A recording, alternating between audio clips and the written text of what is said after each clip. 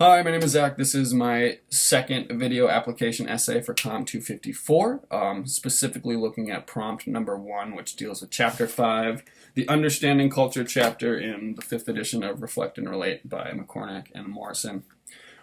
Specifically looking at pages 125 through 135 in the Understanding Culture section chapter, and looking at the co-cultural communication theory, which is defined as that people who have more power within a society determine the dominant culture because they decide the prevailing views, values, and traditions of that society, and therefore are able to construct sort of the social norms.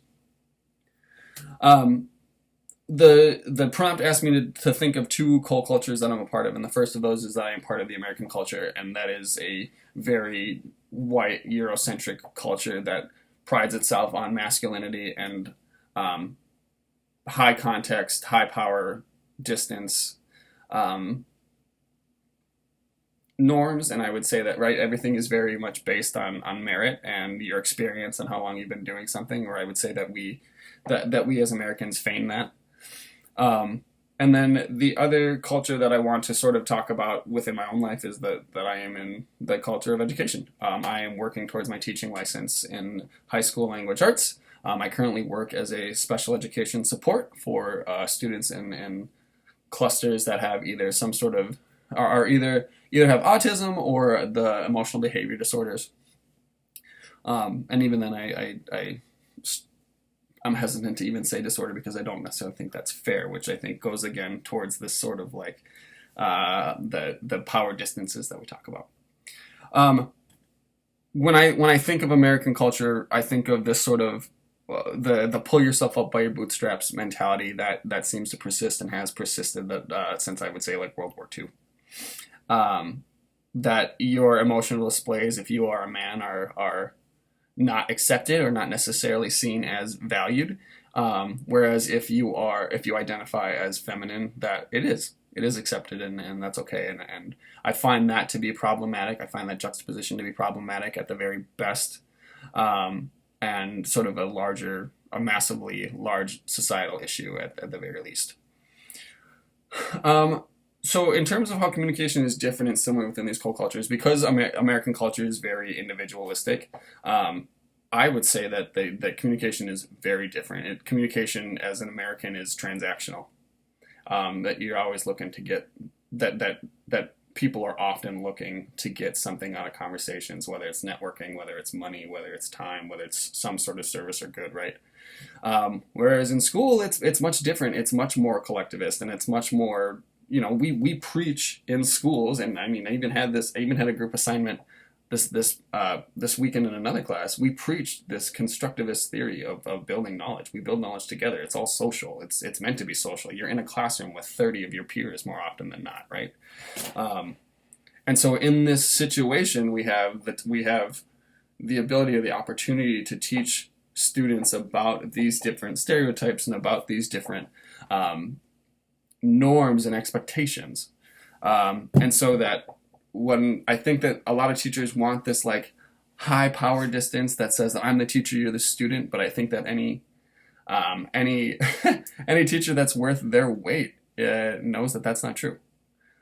They understand that as a teacher, you want to be approachable. You want to be you want to be a base of knowledge, sure, and there's authority that comes with that way, but it doesn't necessarily mean that a student can't challenge you or a student can't ask a question without feeling stupid, and that's really what we want as teachers, or I hope that if you are a teacher, that's the way that you think.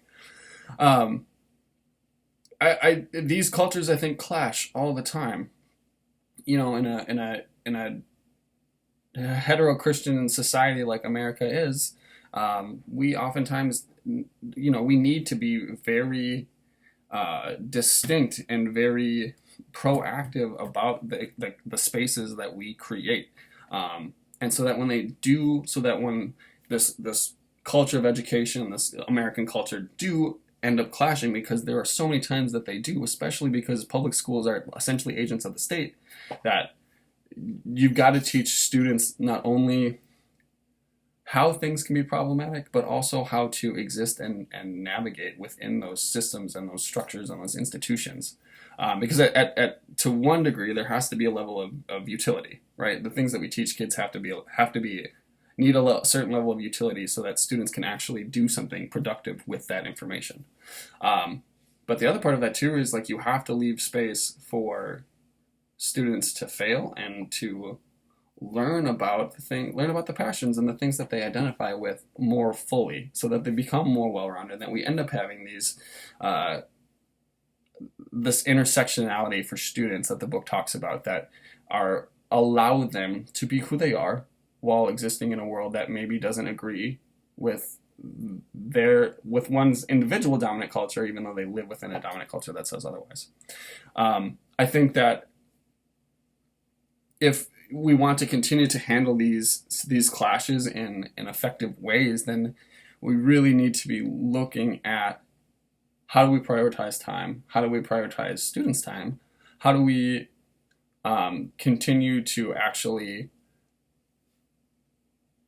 break down these barriers of what seems like a high power context and high power distance, that allows emotional displays, that allows masculinity and femininity to be explored by everybody of all genders and however they identify.